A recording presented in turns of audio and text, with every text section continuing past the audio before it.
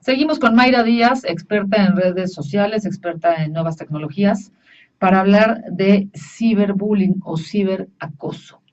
Así es, Vero. Mira, voy a leer la definición que nos da la Real Academia Española sobre bullying, porque no hay una definición oficial de esta, ¿no? Entonces voy a hablar nada más de bullying, y el concepto refiere al acoso escolar y a toda forma de maltrato físico, verbal o psicológico que se produce entre escolares de forma reiterada y a lo largo del tiempo.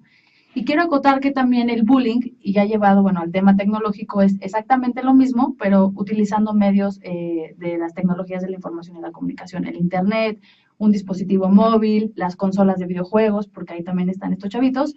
Y también el ciberbullying se da, y quiero pues justamente recalcar esta parte, se da entre pares, se da entre personas de la misma edad, jóvenes, adolescentes o niños.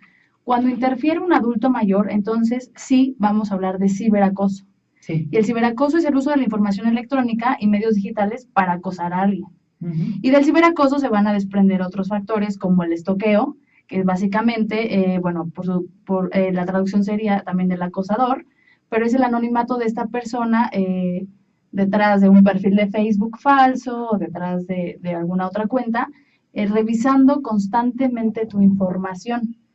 Y aquí me gustaría regresar un poco porque quién no está estoqueando constantemente lo que hace pues otra persona. Y refiriéndome un poco al bloque pasado, Vero, ya decía que cuando dejamos el celular en nuestra casa, sí es un miedo a que no traigo un dispositivo móvil para comunicarme, pero también sí es un miedo porque ahí tengo toda la información.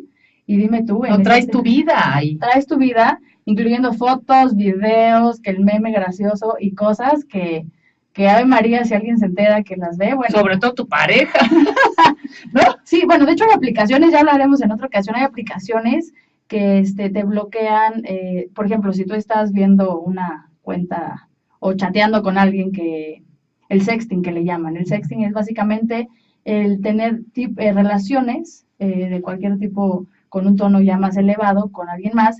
Entonces imagínate que estás haciendo sexting con tu amante o con alguien más y de repente llega el novio, bajas el celular y en ese momento se cambia la aplicación y te abre una aplicación de música. Entonces llega tu novio o tu novia y te dice, a ver, ¿qué estás haciendo? Y tú, estoy escuchando, no sé, una canción que te guste, ¿no? Pero bueno, para regresar al tema, sí. México ocupa el primer lugar de bullying, afectando a 18 millones de estudiantes.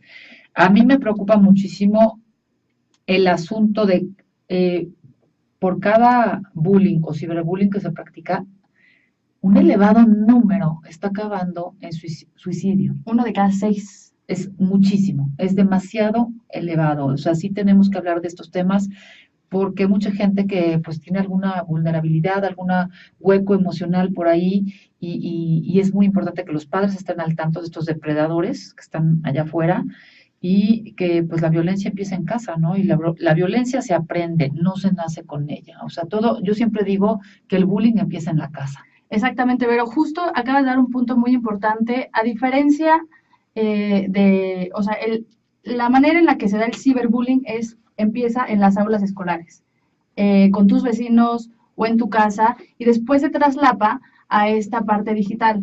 Antes, por ejemplo, pues nosotros de chicos íbamos a la escuela y te voy a hablar de algunos casos que de ahí se fomentaron algunas leyes para prevenir justamente este acoso. Pasa que antes nosotros íbamos y molestábamos a alguien y se quedaba solo en el aula del salón eso y pasaba 1 hora, 2 horas que te molestaran y de ahí no pasaba. Ahora ya con estos medios digitales, el bullying o el acoso se va a la casa. A la casa. Eso, bueno, 24 horas. Y ya no nada más te ven 6 alumnos, ni el maestro, te ve todo el mundo, literal. Y entonces esto llega a causar, ya lo decías tú, suicidios, problemas que te llevan a depresiones. Y la verdad es que hay que tener mucho cuidado porque todo acto de ciberbullying viene de un acto de vivirlo o sea, con otra persona físicamente en la escuela, ¿no? Sí, yo me acuerdo 2 o 3 videos de chavitas que dejaron su carta abierta, la dejaron grabada, creo que en YouTube o en Facebook, y dijeron, pues miren, me estuvieron fregando todo el año escolar, y pues ahí se ven, y se metieron un tiro, o se asfixiaron, o sea, sí está muy grave, y no está nada chistoso, y cuando entrevisté a Nick Vujicic, este australiano que no tiene ni brazos ni piernas, él decía que la mayoría de los suicidios son por abuso sexual o por bullying, ¿no? Entonces tenemos que tener muchísimo cuidado porque nunca sabemos cuándo un comentario, una risa, una burla puede herir a otro que tenemos enfrente. Esto es muy, muy importante. Y bueno, estuve una reunión que organizó el gobierno hace como un año. Estaba el doctor José Sarucán, Raúl Plasencia, o sea, representantes, ¿no?, de derechos humanos. Y decía el doctor José Sarucán, decía, existe correlación entre las horas jugando videojuegos y la violencia. A mayor uso de videojuegos, mayores fantasías de violencia. La violencia no tiene origen genético, está inducida por la sociedad. O sea, estamos aprendiendo a ser violentos. Esto no lo traemos de origen, ¿no? Y no hay que confundir disciplina con violencia. Tenemos que educar a los hijos con disciplina, pero no con violencia. Fíjate que la Asociación Mexicana de Internet en México, AMIPSI, sacó, bueno, todos los años saca un estudio y resulta que pasamos 6 horas conectados a Internet. 6 horas. Entonces, pues justo justificando esta parte que tú mencionas, de estar en las consolas de videojuegos, estar a través de un dispositivo móvil, es 6 horas de nuestro día, ¿no?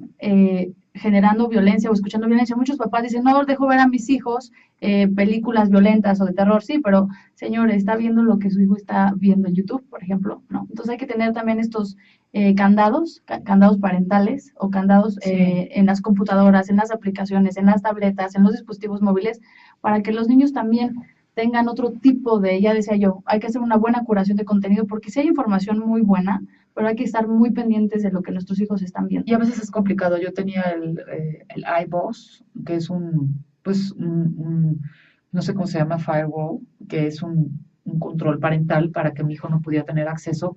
Es bien complicado porque tú pones la palabra dulce y tú no puedes hacer la tarea si eres un niño y buscas la palabra dulce porque también te salen dulces eróticos, dulces, o sea, es bien difícil que funcionen bien, ¿no? Ujú. Es muy difícil tener esos filtros. El mejor filtro que puede haber más allá de la tecnología es qué tanto acompaño a mi hijo, qué tanto me acerco, qué tanto platico con él, qué tanto pues, me acerco a Dios o lo acerco a él a Dios.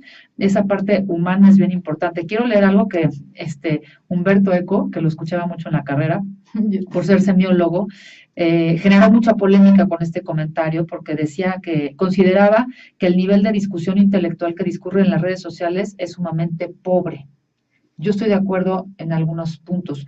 Dice, las redes sociales le dan el derecho de hablar a legiones de idiotas que primero hablaban solo en el bar después de un vaso de vino sin dañar a la comunidad. Ellos eran silenciados rápidamente y ahora tienen el mismo derecho a hablar que un premio Nobel. Es la invasión de los necios.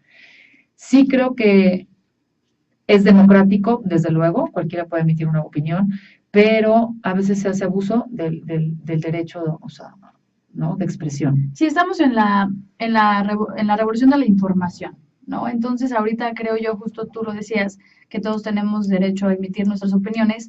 Hay muchos foros especializados en los que nos podemos encontrar con gente y poder hacer debates muchísimo más, con muchísimo más propósito, con muchísimo más fondo.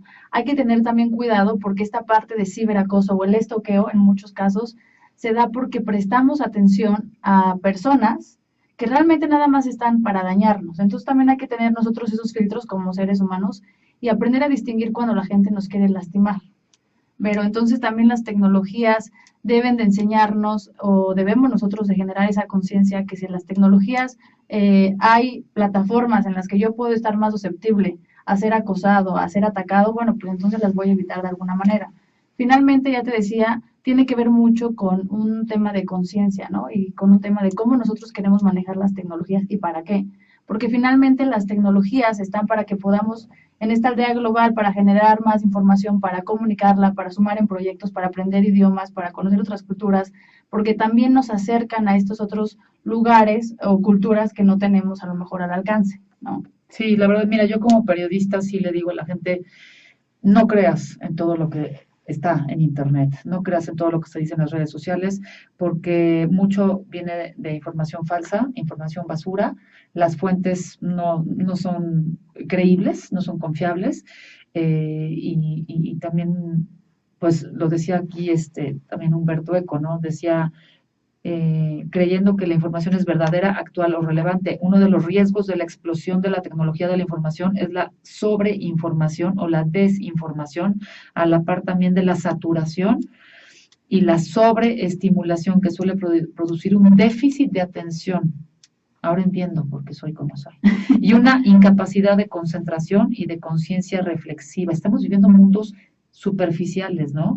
Y con el declive de la prensa escrita, que yo como periodista es lo que quiero defender, teníamos más fuentes de información más veloz, pero menos profundas. Todo es superficial ya casi no hay investigación, ya casi no se hace periodismo, o sea, bien, porque las redes sociales, ¿quién está en las redes sociales? La gente que no le gusta leer. ¿Qué puedes leer tú en 140 caracteres? Exacto, Twitter de hecho acaba de hacer, bueno, el CEO de Twitter acaba de hacer una modificación respecto a esta línea y dice que ya no quiere ser una red que interconecte a las otras redes sociales, sino que más bien quiere extender de 100 caracteres a 1000 caracteres. Entonces, para permitirle justo a la gente... Que bajen Ecofón, yo uso ese. ¿Ecofón? Ok, Ecofón. bueno, pues bájenlo, amigos. Me lo recomiendo Sebastián Rulli para escribir ilimitado. Eso está perfecto.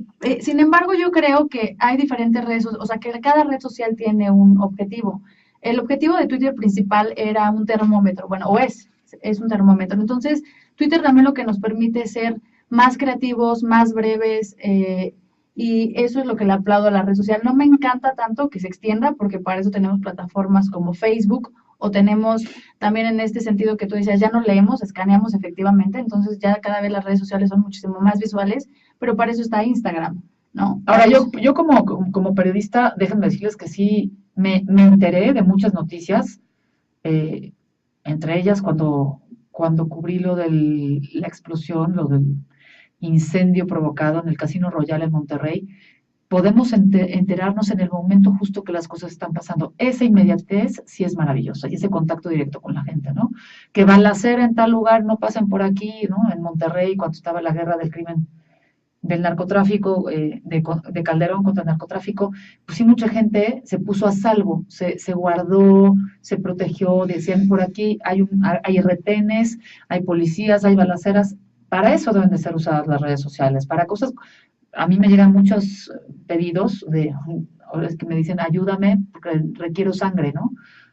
Tipo A, tipo O, tipo lo que sea, ¿no? Pero para eso deben de ser las redes sociales, ¿no? Sí, de hecho lo decías en la entrevista con tu papá, ¿no? Y con tu hermana, que esos son los lados positivos que nos dan las redes sociales, utilizarla a favor y para comunicar, ¿no? De la sociedad. Pues ya saben, amigos, de losbuenosanalgusto.com, tenemos que regresar a lo básico, back to basics, rehumanizarnos, porque estamos perdiendo eso, y yo confieso mi adicción al celular, a mis redes sociales. Desde que no tengo pareja soy más adicta. Es que te hace más adicta. Oye, es que hay que hablar de eso también después. O sea, hay un vacío y una soledad terrible y queremos llenarla con esas redes sociales que tienen todo menos social. Ahí está Tinder, por ejemplo, que quieres encontrar parejita rápido, pero bueno, Ay, ya lo sí. dices tú, vamos. Luego hablamos de eso. Todas mis amigas están en Tinder y yo no puedo entrar ahí porque me voy a quemar. ¿No?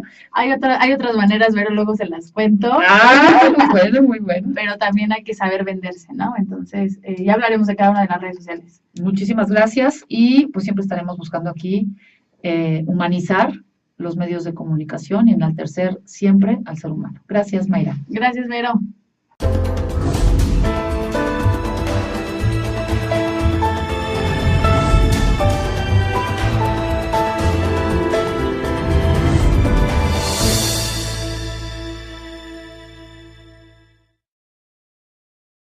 Desprender otros factores como el estoqueo, que es básicamente, la traducción sería también del acosador, pero es el anonimato de esta persona detrás de un perfil de Facebook falso o detrás de alguna otra cuenta, revisando constantemente tu información. Experta en nuevas tecnologías, para hablar de ciberbullying o ciberacoso. Así es, Vero. Mira, voy a leer la definición que nos da la Real Academia Española sobre bullying, porque no hay una definición oficial de esta, ¿no? Entonces voy a hablar nada más de bullying, y el concepto refiere al acoso escolar y a toda forma de maltrato físico.